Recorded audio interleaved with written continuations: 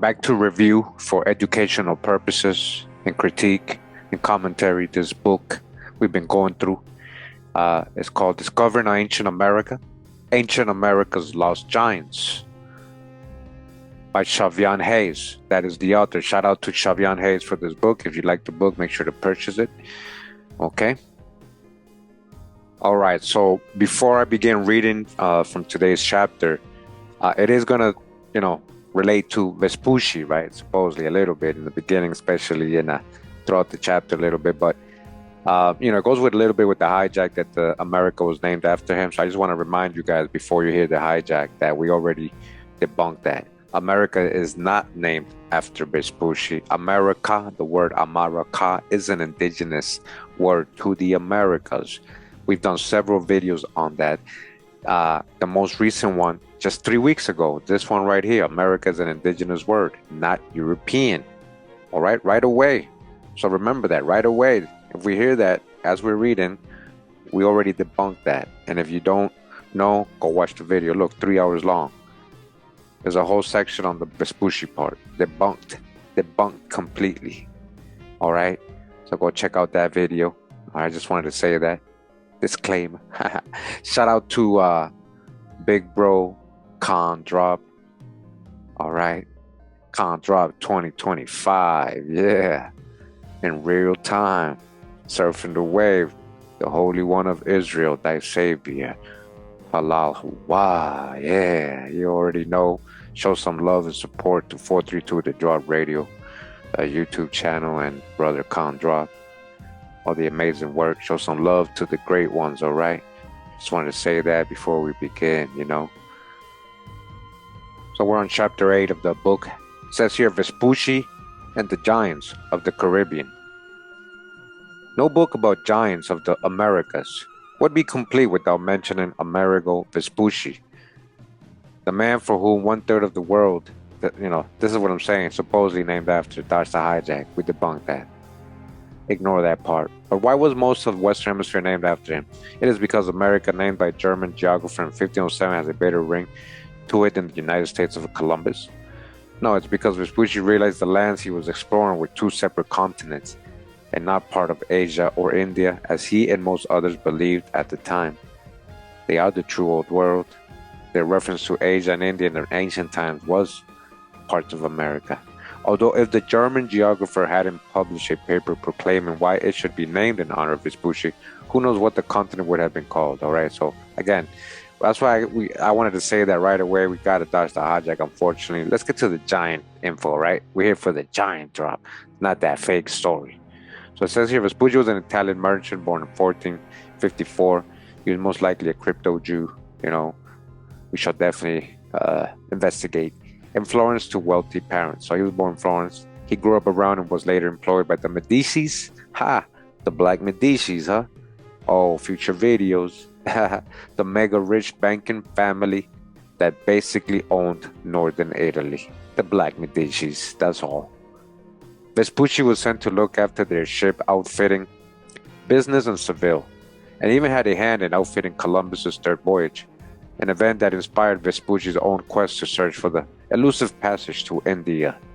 In 1499, 7 years after Columbus first landed in the West Indies, Vespucci departed Seville on his maiden voyage across the ocean. During this first voyage, he crossed the Atlantic and landed on the northern coast of South America. He glimpsed the mouth of the Amazon and made journeys inland around the fringes of southern Brazil.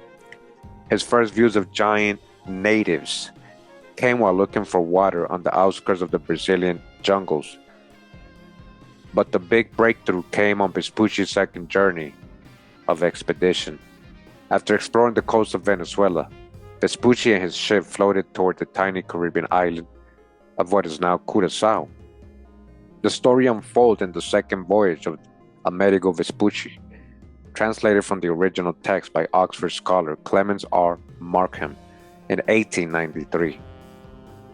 We found that this other island was inhabited by very tall people. We landed to see whether there was any fresh water, and not thinking it was inhabited as we had not seen anyone, we came upon a very large footprint in the sand.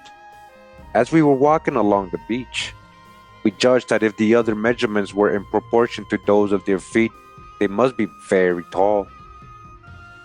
When we had gone about a league, we saw 5 huts, which appeared to be uninhabited, in a valley, and we went to them. But we only found 5 women, 2 old and 3 children of such lofty stature that, for the wonder of the thing, we wanted to keep them. You hear what he's saying? Wanted to keep them? While we were forming this design, there entered by the door of the hut as many as 36 men, much bigger than the women, and so well made that it was a rare thing to behold them. They carried very large bows and arrows, and great clubs with knobs. They talked among themselves in a tone as if they wished to destroy us. We called this island the Island of Giants, by reason of their stature. You see, that was supposedly Vespucci's words, right? That's quoted from his writing, the primary source, which I haven't even read before, guys. And so definitely some books we're gonna definitely get into as we go, okay? More and more. But he said this was the Island of Giants. Vespucci's tale is an extremely fascinating account of 16th century island hopping. Conquistador Alonso de Ojeda, a fellow explorer, discovered and named another island of giants, this time on the neighboring island of Aruba. Although in time the name would be changed to Useless Island, as the Spanish found no gold or anything of value there.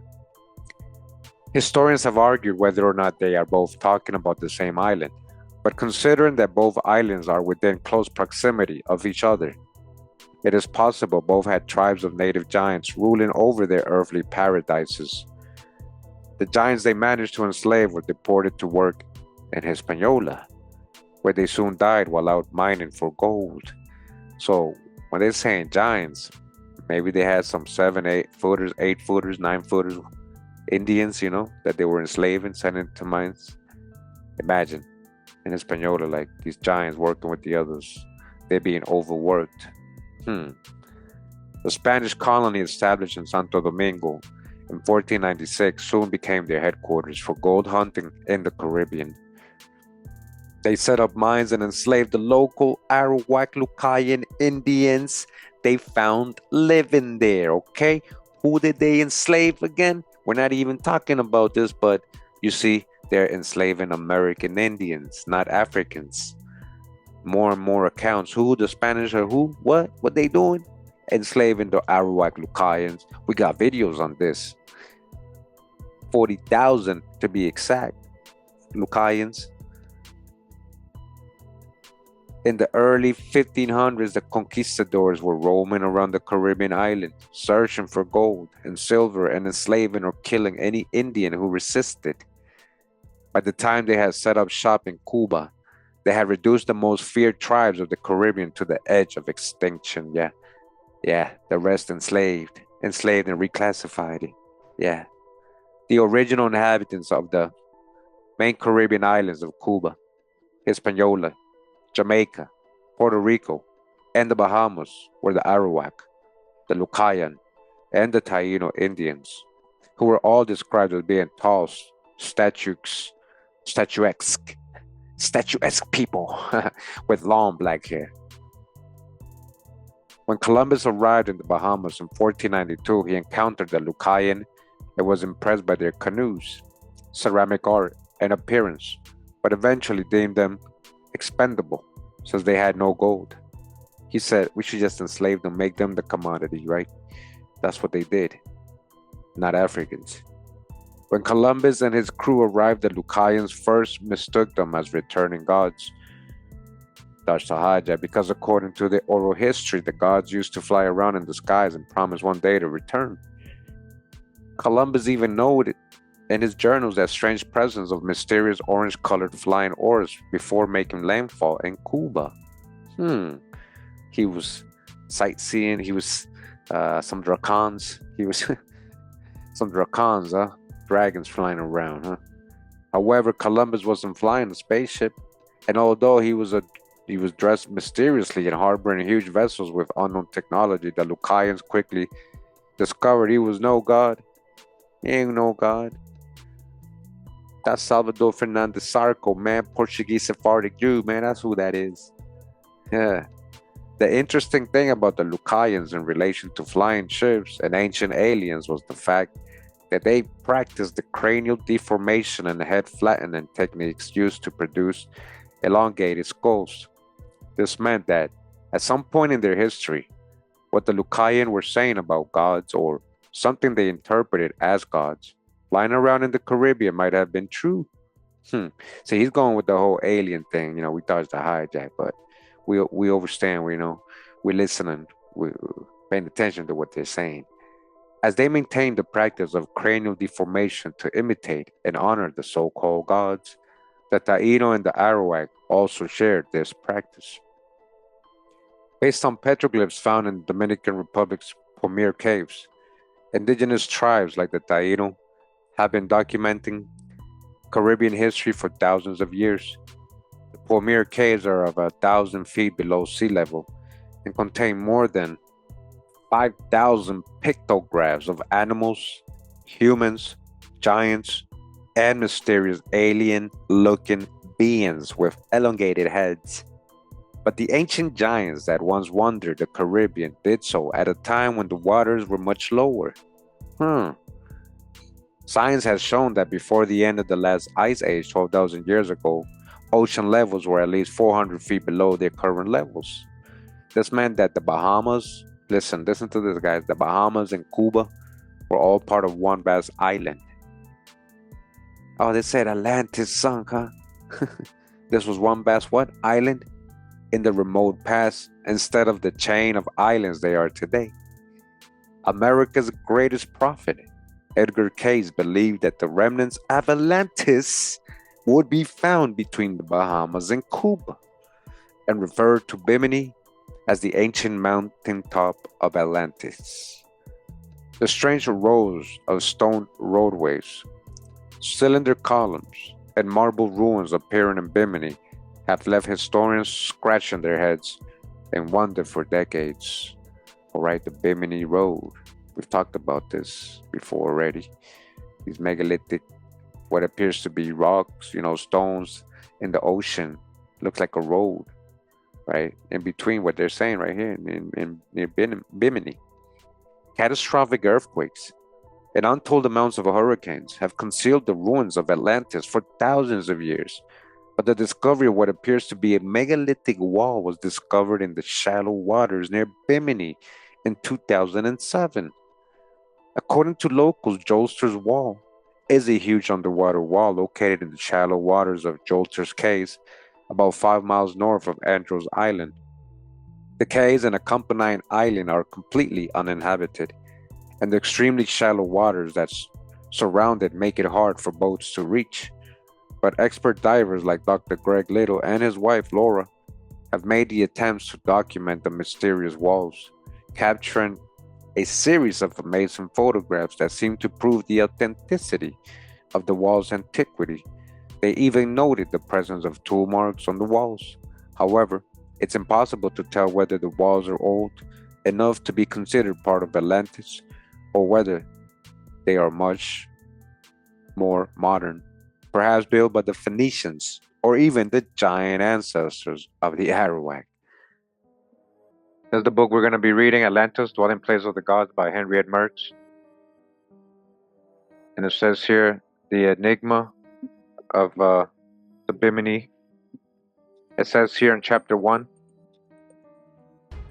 when the gods divided up the whole earth, here into larger portions, there into smaller, Poseidon received as his allotment the island of Atlantis. Thereon dwelled one of the natives originally sprung from the earth. Alright? Originally sprung from the earth, the natives who came out of the earth. So if the oldest land is in the Americas, wouldn't it spring the oldest natives? Evanor by name, who lived in a cave on the side of a low mountain with his wife Lucipe and their only daughter, Cleito. When the lovely young damsel became of marriageable age and her mother and father having died, Poseidon being smitten with desire for her, wedded her.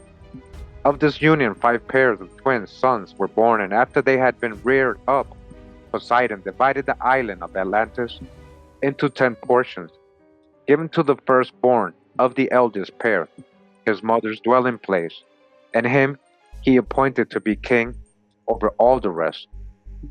He gave names to all, and to the eldest he gave the name Atlas, after which the whole island was named and the sea spoken of as the Atlantic. Now remember, ATL is an Nahuatl. It's an American, word or phrase, dialect, language, right? A large family of distinguished sons sprang up from Atlas, but it was the eldest who, as king, always passed the scepter to the eldest of his sons. Each succeeding generation added to the beauty of the island, and the wealth they possessed surpassed anything known before. Thus, on the island of Atlantis, there now existed a confederation of kings of marvelous power, holding sway over all the island, as well as parts of the continent beyond, and many smaller islands that extended out into the sea. Then suddenly disaster struck. One grievous day and night befell them when a catastrophic earthquake and flood swallowed up the island, and all the people vanished, washed away by the flood. Since that fated day, whereabouts of the fabled island of Atlantis has remained a mystery. This oft-told story came about during one of Plato's discourses when Critias related the tale to an assembled group as it had been told to his grandfather, Critias the elder, a descendant of the brother of Solon. Solon, one of the great statesmen of Greece, having laid the foundation for a constitutional democracy, and believing that his reforms would work better if he were absent, left Athens and traveled for 10 years, partly for business reasons, but more probably from a sense of curiosity to see strange places and meet interesting people. During the course of his wanderings, he spent considerable time in Egypt, all right? So-called Egypt, right? The true Egypt, Tamari, all right? Don't get lost. And while at Sais on the Nile Delta, he met Sonchis, the Nile Delta, Mississippi. On the Mississippi Delta, the Great River. Nile means Great River in Greek. And Mississippi means Great River in Algonquin and Ojibwe, if you don't know. So he met Sanchez there, right? At the Great River's Delta, one of the priests of the goddess Neith. Sanchez related the story to Solon as it had been preserved in the hieroglyphics, and so it is from Solon's sojourn in Egypt that the story of Atlantis has come down to us. Skeptics scoff at Plato's story, dismissing it as nothing more than figment. The skeptics say it's a figment of his imagination, Plato. Whimsy, fantasy, a dream of an utopian city, dwelling place of the gods. Yet during the telling of this ancient tale, Critias 4 times assured us that it was true, even though he said the size of the island and its many features were so large he had difficulty in believing it himself, but he felt duty-bound to report what he was told, all right? So again, that's one thing about the description of Atlantis is the size, so large. We're not just talking about a little island or a little colony in North Africa. They would have known it was there if we were talking about North Africa. All right, so to which Socrates replied that the fact that the story was no invented fable, but genuine history was all important. They were talking about America the whole time. If the story be true, an island in the western Atlantic of considerable magnitude and incredible beauty must have been known to ancient peoples. Homer's description of Scythia, the land across the sea where Odysseus found himself, corresponds in detail to Plato's account, as does the lengthy description of Diodorus Siculus. Plato, Homer, and Diodorus all stress ideal living conditions, all right, a paradise, an ideal a place where conditions of living are great.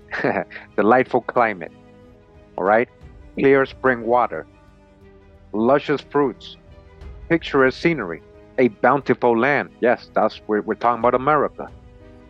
Plato's story originated in Egypt, in America, around 600 BC, all right, in your false chronologies, right? Phantasm duplicates, right? Homer's in Greece about 800 BC, and Diodorus Siculus in Carthage, about the turn of the Christian era, all right? Where was the real Carthage?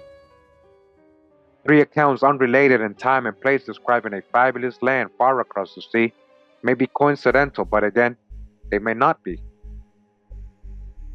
So, again, remember, guys, yeah, parts of it underwater, devastation, some cataclysms, floods, but not all of it went down. A lot of it's still here. We're still here. So a lot of these stories coming out of Egypt, yeah, that part was up still. Mississippi, all that part was still up, right? Hadn't gone down. A certain mystique surrounds the Western Atlantic. Whatever may have happened in some past geologic age, this area, unlike other areas of the globe, presents geologists with an unsolved jigsaw puzzle in which pieces either do not fit or are missing. Here, 3 or 4 thousand years ago, water suddenly rose 30 feet, covering an extensive tract of land, the now submerged Grand Bahama Bank, while at the same time, land north of the St. Lawrence rose. Here, the Atlantic reaches its lowest depth of 28,374 feet at the Puerto Rico Trench. Here, in early days, that vast expanse of floating seaweed, the Sargasso Sea, sent one becalmed sailing ship after another to the bottom, snarled amongst the weeds, unable to extricate itself. Here, in this region from Florida, along the West Indies and north to Bermuda, known today as the Bermuda Triangle, ships and planes have suddenly disappeared, leaving no trace. Strange and unpredictable events occur with uneasy regularity within these waters, a bizarreness of breathless waiting for the next thing to happen. And happen it did. Late in 1968, electrifying news flashed around the globe that Atlantis had been found. First, excited dispatches reported ruins of a large temple that had been sighted from the air submerged in shallow water on the Grand Bahama Bank. Not alone, one temple, but scores of other buildings. Many of the first reports were fabrications, and the almost instant excitement that captured public imagination soon was tempered by sober announcements that these underwater structures were nothing more than old turtle pens, neither ancient nor man made. As this controversy got underway, it was found that turtles never lived in pens, so another answer must be forthcoming, alright? So they debunked that. Submerged ruins in this region had first been reported by fishermen in the early 1920s, but little attention had been paid to them, and the incidents passed without undue concern. In the summer of 1957, Dr. William Bell sighted and photographed what he described as a spear like form rising from 6 feet above the ocean bed, protruding from what appeared to be a double cogwheel. In 1967, a pilot, while flying low over the Bahamas, reported seeing a large stone structure, which he believed to be of human construction. Dr. J. Manson Valentine, honorary curator of the Science Museum in Miami, cited several unusual geometrical configurations on the ocean floor in the area between Bimini and Andros. But before he had time to examine the area most closely, shifting sands carried by underwater currents of the Gulf Stream covered the structures. It was not until the summer of 1968 that Valentine was able to explore the ocean floor. At that time, he discovered a building complex measuring approximately 100 by 60 is that feet, yeah, which he believed to have been man-made. A few weeks later, on 2nd of September 1968, Valentine, diving in 3 fathoms of water off the northwest coast of Bimini, made his most amazing discovery. An extensive pavement of rectangular stone blocks, accurately aligned, formed a perfect mosaic walkway stretching in a straight line for some 3/4 of a mile. Flushed with the thrill that accompanies discovery, and no longer able to keep it a secret, Valentine disclosed his astonishing find to the press. Atlantis had been found. Atlantis had been found. All right, so real quick, and we're gonna put the Bimini Road, right? We don't even need to put Atlantis. We're gonna go to the images. So, guys, this is what they're talking about. There's literally structures down there where it seems to be aligned, man-made stuff. The Bimini Road. All right. So you guys can get an idea what they're talking about. Because here's a good one. So it seems to like go off even from the land and it goes into the water. Right? So they're calling it a road, but it could be something else. It just, appears like a road. So here we go. You guys see that? The Bimini Road. Just so you guys can get an idea. Oh, here's a good one.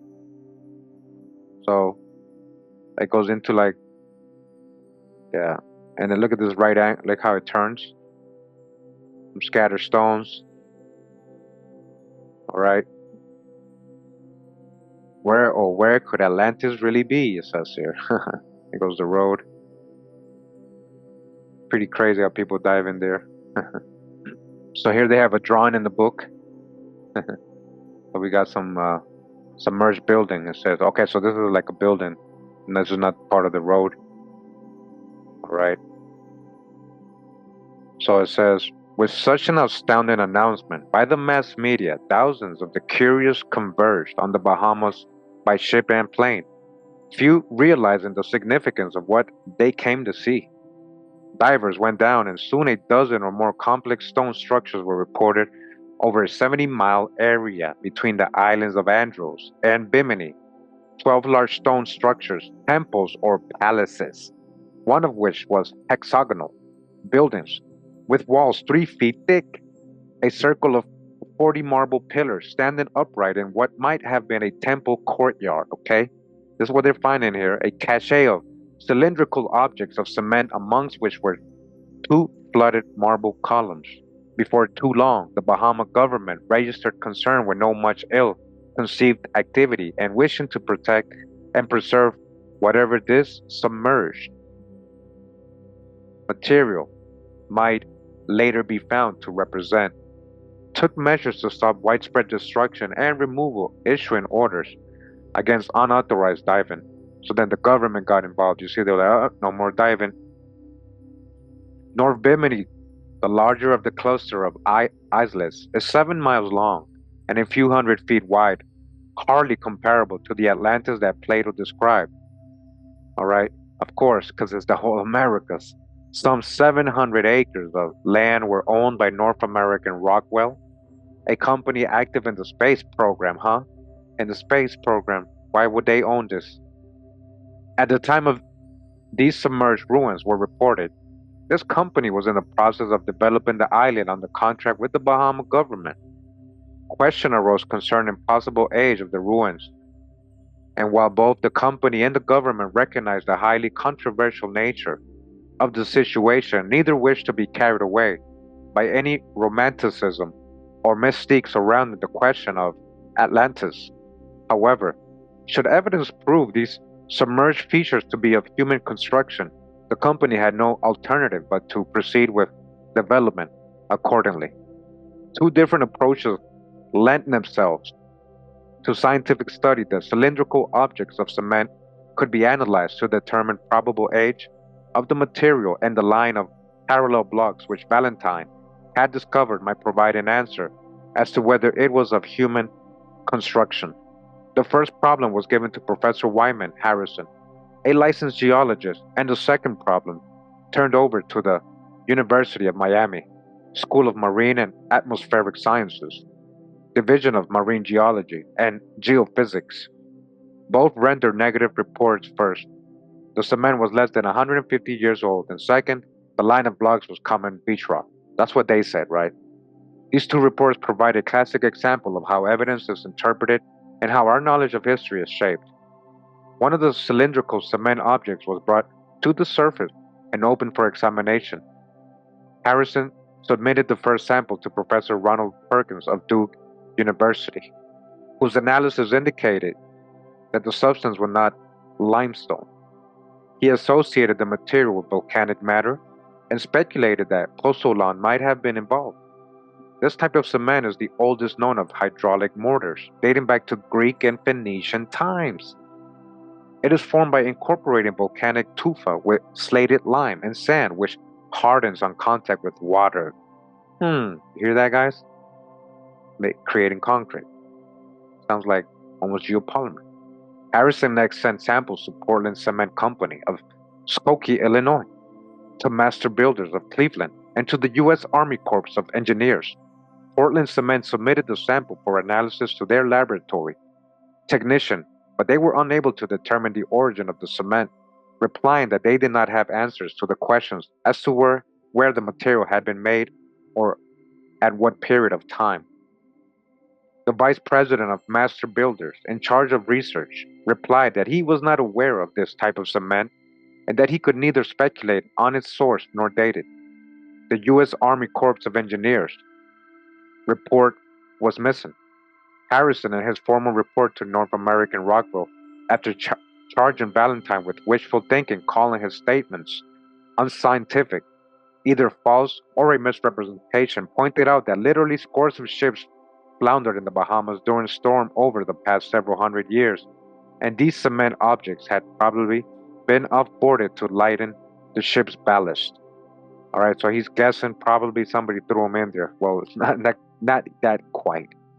He called special attention to the distinguished background of both Portland Cement and Master Builders, to whom he had referred the samples, implying that his report resulted from their findings. His report then stated that the material seems to be a hydrated natural cement, probably less than 150 years old. He made no mention of Perkins' analysis or that neither Portland Cement nor Master Builders had recognized the substance and were unable to date the cement. It therefore follows that any date as recent as 150 years ago appears to have been wishful thinking on the part of Harrison himself. No analysis by Dr. Perkins, Portland Cement, or Master Builders supported this date. Quite the contrary appears to be true. In describing the cylindrical object, Harrison noted that the cement had been poured dry into wooden barrels and hardened on contact with water, the barrels having long since disintegrated, acted as a mold, and given shape of the wooden barrels. Harrison placed the normal center bulge strangely off center and reported 2-inch variation between top and bottom circumference. Again, if the dry cement hardened within wooden barrels on contact with water, staves which formed the barrel would normally leave a ridge running from top to bottom at the joint, but no such ridge appears to surface the smooth. If, on the other hand, as Perkins observed, the substance might well be an ancient pozzolan cement, then the containers could well have been the ancient Greek pitoi, ceramic jar having a normal off-center bulge, top and bottom circumference, unequal, and a smooth interior. Pitoi were the common receptacles used throughout the Mediterranean world as both storage jars and containers for transporting any and all types of commodities.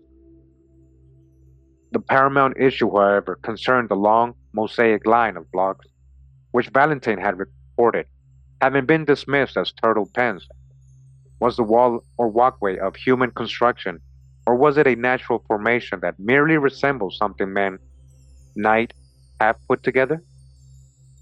John Gifford, then a graduate student in the Division of Marine Geology, University of Miami, was given the assignment to determine whether or not the stone blocks were fitted together as separate and individual blocks and so of human construction, or whether what looked like a long line of blocks might in fact be nothing more than beach rock that nature had fragmented into pieces. If his study proved the blocks to be individual and separate, such findings would have tremendous impact, since these ruins would then represent the work of an unknown civilization. In our very front yard, a matter unacceptable to present teaching. However, should his study find the blocks to be beach rock, no problem would arise, for beach rock was common to the area. Beach rock is a natural formation built up by winds whipping sand into swirls, which in turn intermingle with spray from the surf and solidify along the shoreline. In his first report, Gifford found the mosaic pattern of the blocks to be something of a geological enigma. All right, there's a geologist saying this. His survey indicated that they were individual blocks resting on underlying bedrock, so they weren't part of the bedrock, which showed no fracture but was smooth. That none of the evidence conclusively disproved human intervention, all right? And the blocks did not resemble any kind of beach rock, all right? Geologist telling you this again. You saw his credentials, right? University of Miami, all right? He was the uh, graduate student of the Division of Marine Geology from that university. He's letting you know it's smooth, it's not cracked, whatever they're saying, beach rock, bedrock, none of that, all right? Debunked. None of the evidence conclusively disproved human intervention, and the blocks did not resemble any kind of beach rock. Such a finding was unthinkable. In his second report, some 20 months later, however, Gifford apparently had a change of mind without indicating any reason for doing so. Alright, they pressured him maybe? This time he relied on negative evidence, something he looked for but did not find. Tool marks on the stone. Why tool marks should be a criterion is not clear. He apparently overlooked the fact that ancient workers in stone, being highly skilled craftsmen, left no telltale tool marks. But even had they done so, constant movement of the water, together with abrasive action of sand, long since would have polished off any tool marks. Gifford's real struggle came when he tried to explain the mosaic pattern by relating it to the manner in which nature fragmented beach rock, but he found no such simple answer. It was here that he placed himself in a dilemma, believing, on the one hand, that the continuous line of block had been fragmented by nature but unable to account for known beach rock in the immediate vicinity that was neither split into blocks nor even cracked. So he couldn't prove what he was trying to theorize. Yet he was firmly convinced that in some future day, geologists may provide an answer. He said, well, maybe somebody will figure it out later on, because I couldn't. So here's a line of stone rocks. They're drawing here, the Bimini, North Bimini. So this was the crucial issue. And after 3 years of wrestling with the problem, Gifford could not bring himself to face it head on. Instead, he bowed out. The large building structures between Andros and Bimini had not been studied, having no alternative. North American Rockwell, based on these two inconclusive or negative reports, finally gave up and terminated their contract with the Bahama government. Okay, so ended the once hopeful development of this lovely island, paradise of Bimini, and so also was squashed any thought of an ancient civilization submerged on the Grand Bahama Bank. All right, so I don't know why they couldn't still develop the island, but you see how that went hand in hand. Scientific interest in these submerged ruins remained very much alive in other parts of the world, being intrigued with persistent conflicting reports. A French group of scientists under the aegis of the Sorbonne, to satisfy their own curiosity, decided to send one of their top marine geologists, Pierre de Latin, to Bimini, not to look for an explanation, but to see what there was to be explained. His report, in spite of its highly technical nature, fairly bristled with excitement as he related astonishment of what he saw. Okay? Another geologist. He spoke of contradictory opinions published in scientific journals, which had led the French group to speculate that possibility did exist that these submerged ruins might involve archaeology, that they were man-made. However, should they prove to have been formed by nature, such a phenomenon would be a geological enigma without parallel in the world, and they therefore wanted to look at it. Before leaving France, the Latil was more or less persuaded in his own mind that possibility existed of a valid natural formation, and he fully expected to confirm the geological formation at the site. His fascination with the problem was apparent as he examined one feature after another, while his questioned mind did a slow right about face, shifting most reluctantly from a natural formation and the geological solution to a man-made construction, an archaeological one. All right, he found the blocks independent, one from another, fitted perfectly together as a mosaic, not as a fracture split apart by nature, all right? This is a geologist from France. He says that is not natural. This was the problem Gifford struggled with, but failed to resolve. The Latil, in concluding his report, stated, "We returned from the Bahamas as believers in the archaeological solution." Our story started with Plato, tale of a large island at a distant point in the Atlantic Ocean that suddenly disappeared 4 times. Critias assured us that the tale was true in historical fact. As we were in the midst of studying the question to determine as best we could whether the story might be fact or fiction, these unexpected ruins were reported in the very region where Plato placed Atlantis. We felt that we would be remiss if we failed to set forth this highly controversial matter, since possibility did exist that it may shed some light on this ancient legend. In the following chapters, we shall step back in time from the known to the unknown to determine whether or not, in some manner, knowledge of this region may be traced back to an ancient day and so back to Plato. Historically, our first acquaintance with these troubled waters stems from the landfall of Columbus, right? So called Columbus, Salvador Fernandez Sarco. Check out my video on that. On the island of San Salvador, in the easternmost chain of the Bahama archipelago. All right, why did he go to the Bahamas? Interesting. What a coincidence, right? Right where Bimini was, right? It's called Discovering Ancient America, Ancient America's Lost Giants by Shavian Hayes. In the late 1990s, a joint Russian-Canadian expedition was helmed by oceanographic engineer Paulina Selinsky, who used high-tech equipment and underwater cameras to find and film a series of mysterious structures off the coast of Cuba.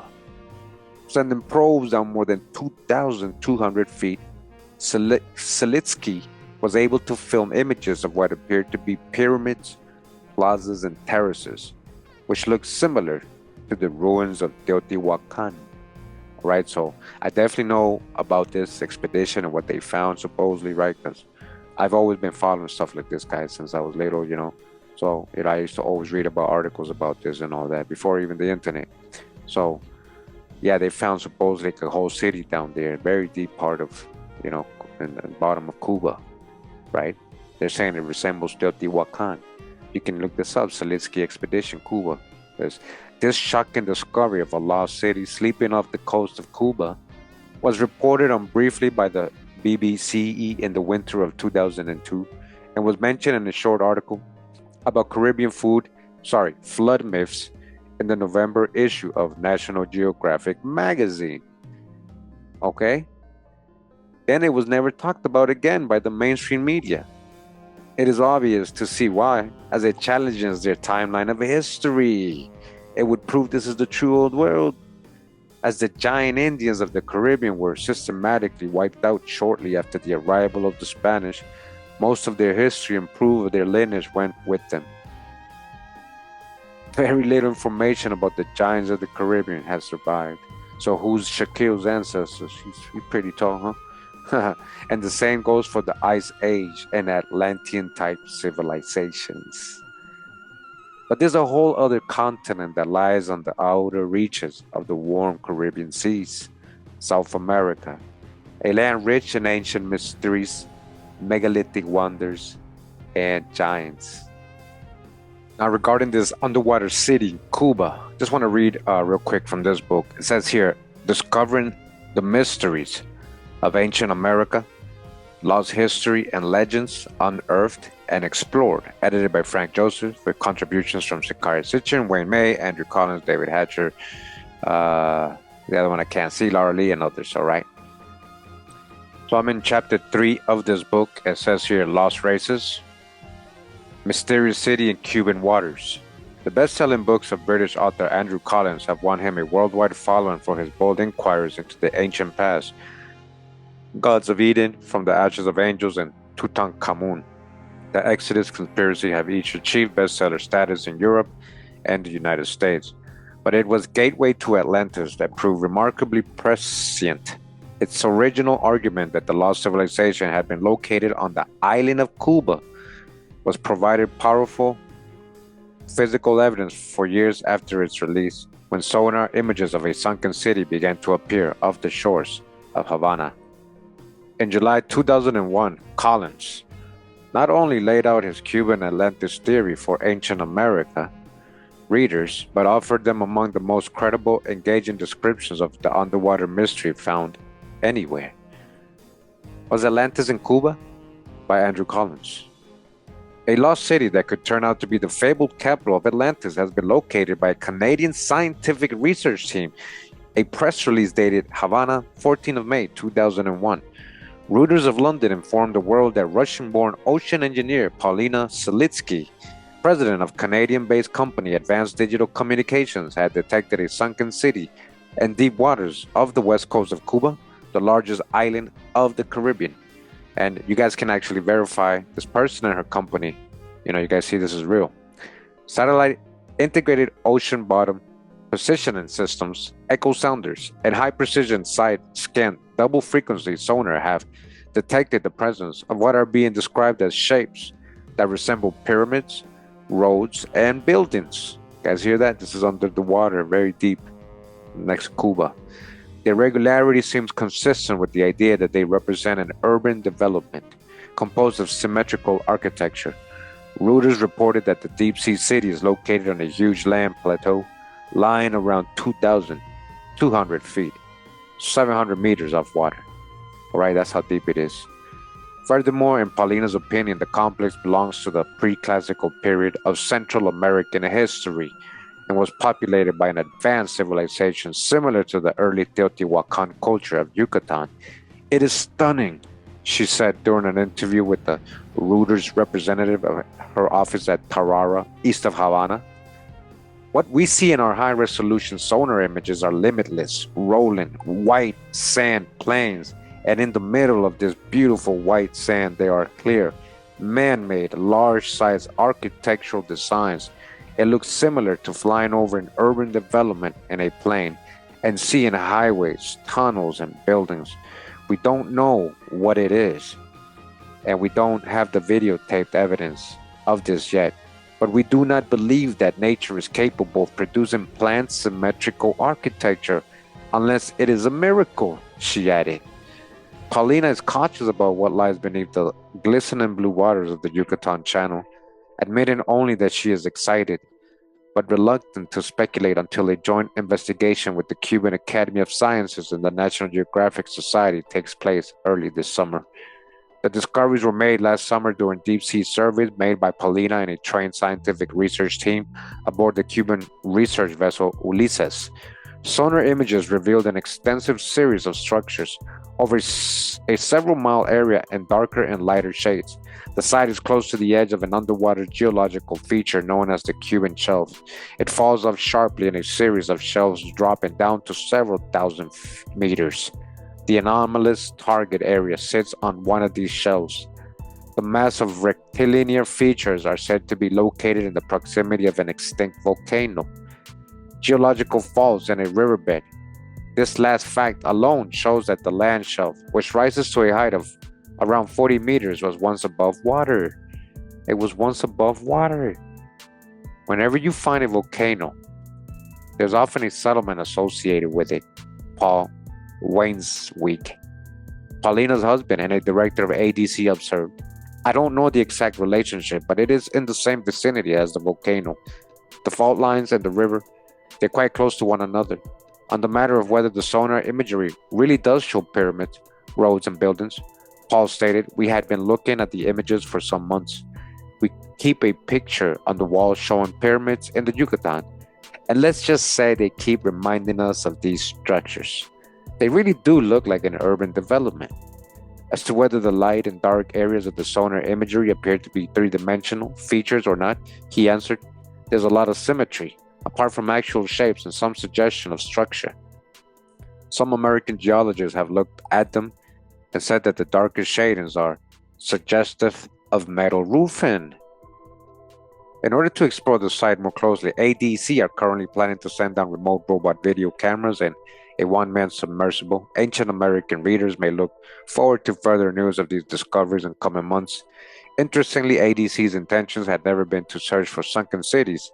Their scientific operation to survey the deep waters of the Cuban coastline forms part of a joint venture set up between the Canadian company and the Cuban government, in particular its state partner, Geomar.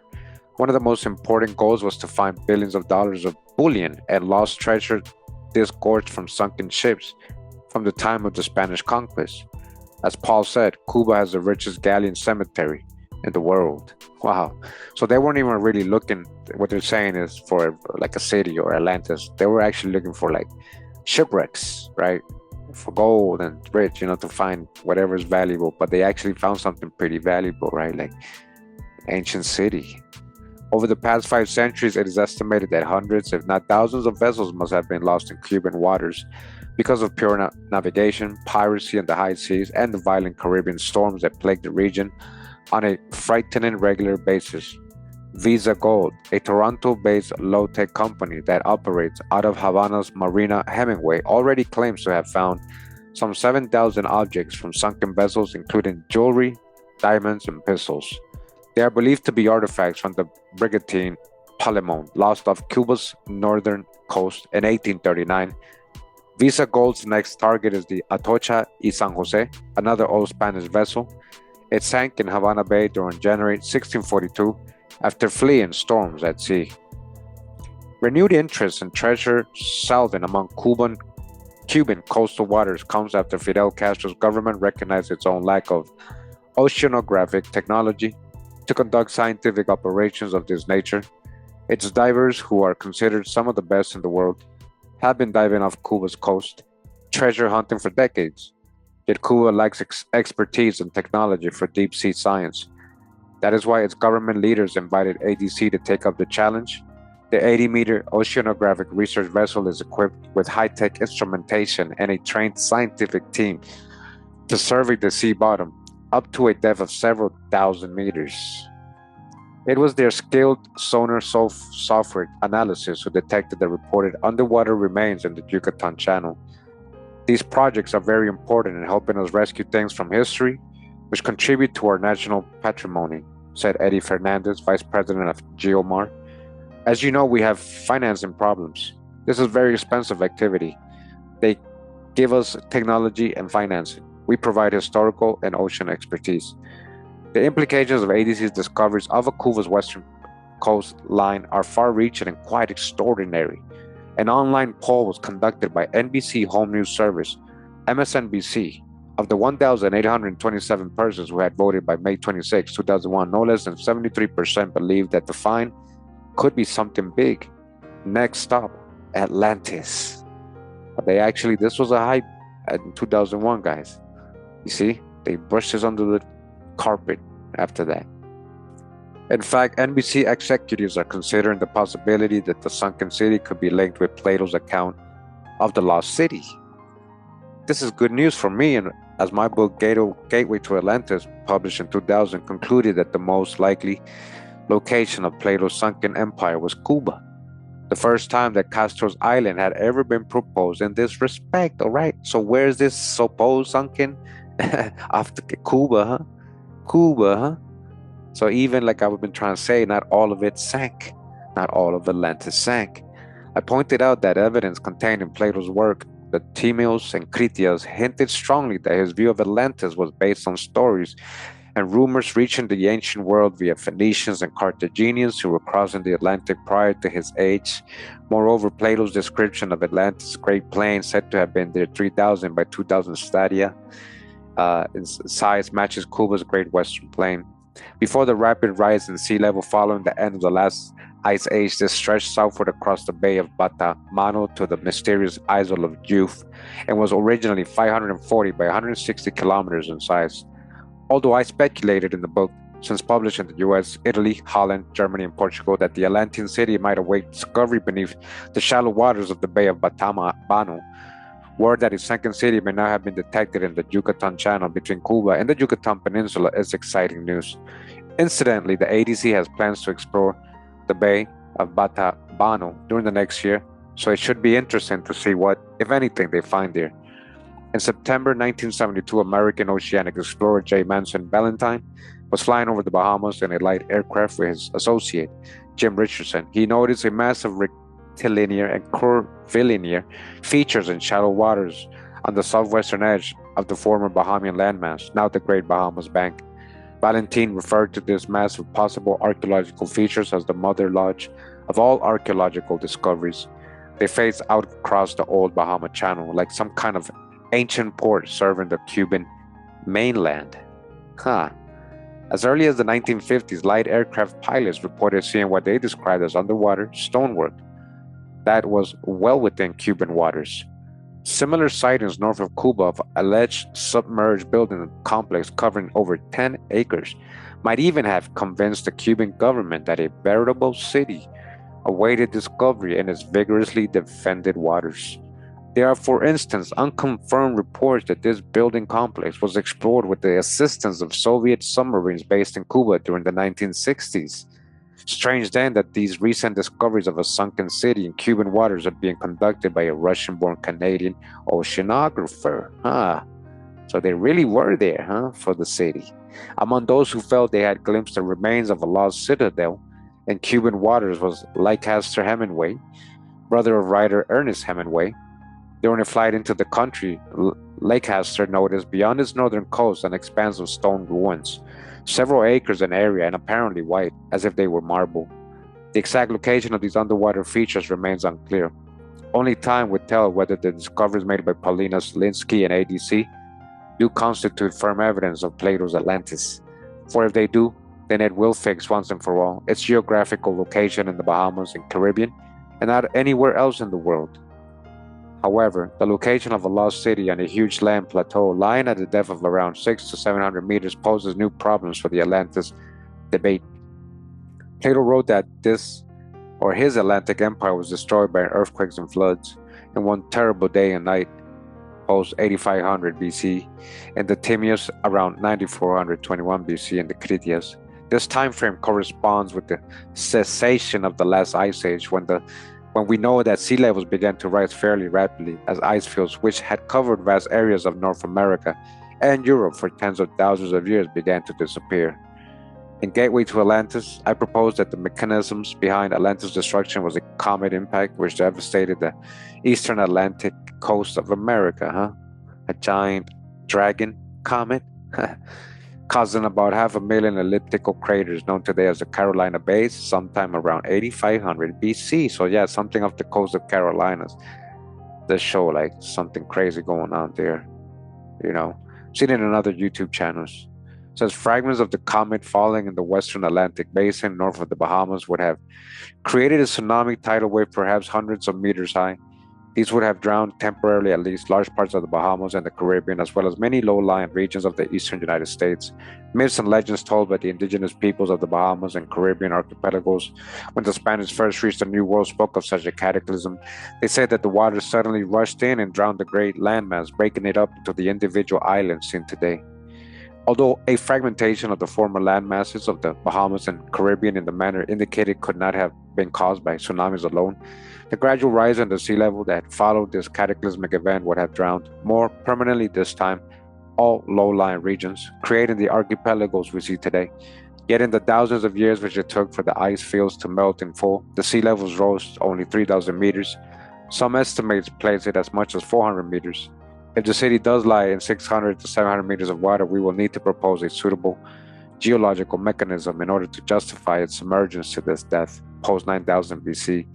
Either that or we will have to define geological time frame in which the land plateau with its volcano fault lines and rivers was above sea level. Paulina's statement that the city might belong to the pre-classic period of Mesoamerican history and was populated by an advanced civilization similar to the early Teotihuacan culture of Yucatan is very difficult to equate with the discovery that Teotihuacan culture. So they're going off, the fake time period. So it's kind of he's arguing with what she's saying.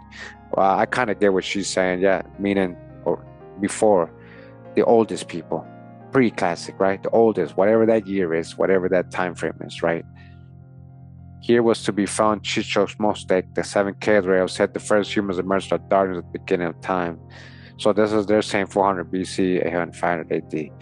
For many reasons, not at least all the appearance of seashells of a purely Caribbean nature carved on the walls of the Temple of Quetzalcoatl at Teotihuacan. That Teotihuacanos saw their ancestral homeland as connected in some way with the Caribbean. You guys hear that? Moreover, in Gateway to Atlantis, I identified the original 7 caves complex as the Punta del Este caves on Cuba's island of youth, one of which, Cueva number 1, has been described as veritable Sistine Chapel of the prehistoric world. Many thousands of years ago, unknown artists adorned its walls and ceilings with abstract petroglyphs of blatantly celestial nature. Even so, any sunken city lying off the northern coast of Cuba and 600 to 700 meters of water must antedate the Teotihuacan culture by many thousands of years. Curiously, Pauline Selinsky visited Cueva number 1 at the Punta del Este complex during the summer of 2000, shortly before she made her dramatic discovery of the underwater city. There is something magical about this place. It assaults the senses and inspires thoughts regarding the origins of Cuba's indigenous peoples and their apparent knowledge of the cataclysm which devastated the region so many thousands of years ago. If Paulina Selinsky and her oceanographic colleagues are right in their belief that pyramids, roads, and buildings do indeed lie off Cuba's western coastline, then it is clear that the prehistory of the Caribbean and its influence on the rise of Mesoamerican civilization will have to be revised dramatically. Moreover, it could well be that at long last the mystery of Atlantis, mankind's greatest historical enigma, is about to unfold in a most spectacular fashion. And like he's writing this book back then, guys being so excited, like look at all that they're covering, they can't deny this. And again, this got swept under the rug. Sugar-coated, that's it. Oh, we found, okay, no, we don't know. That could be natural. That's it. No more funding, no more exploring. Is a city down there, guys. They found it in 2001 off the coast of Cuba.